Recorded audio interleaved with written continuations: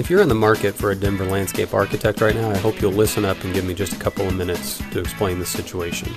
It can be the difference between you ending up with the left picture or the right picture. As you start looking for a Denver landscape architect, how will you know if the company you're considering will do everything they said they would when they said they would? Will they actually use the materials they said they would and that you chose and paid for?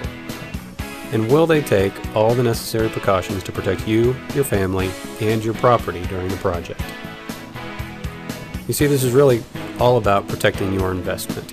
So you have to know, are they going to properly enter and exit your property to prevent permanent damage to your structures, to your concrete, and to anything else that's on your property?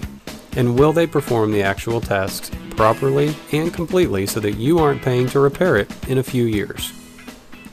You see, the truth of the matter is that this whole issue of being licensed and bonded is kind of a dirty little secret that is meant to put your mind at ease and take your guard down while providing you very little protection actually if something goes wrong. And we'll touch on that again in just a minute. But what about references from a Denver landscape architect? They could potentially provide you with the names and contact info of friends or family members who will be more than happy to support this company or this individual by saying whatever needs to be said to get you to hire them for the job. And in the end, you're left with nothing but a headache.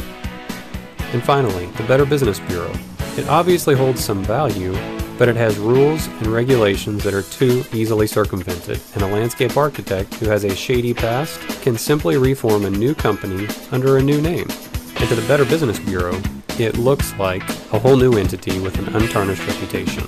Go take a look really quick at this article entitled Licensed, Bonded, and Unaccountable at the link you see right here. It will give you an idea of what can and has happened to others who have gotten in with the wrong contractor. My guess is that you don't want it to happen to you. Bottom line, you just can't trust everything you read out there about Denver landscape architects as you try to choose the right one to work with. That's why I created this buyer's guide. If you go to denverlandscapearchitect.com at the link you see here, you can get this buyer's guide totally free. You just put in your information on the site and it will help you avoid the pitfalls and the headaches, and it will have you on the nicely landscaped path to a great Denver landscaping success. I would ask you to please not make the same mistake that so many others have. There's a difference between the picture on the left and the picture on the right. Which picture do you want to describe your experience with a Denver landscape architect? Just go to denverlandscapearchitect.com and get up to speed. You will be very glad you did.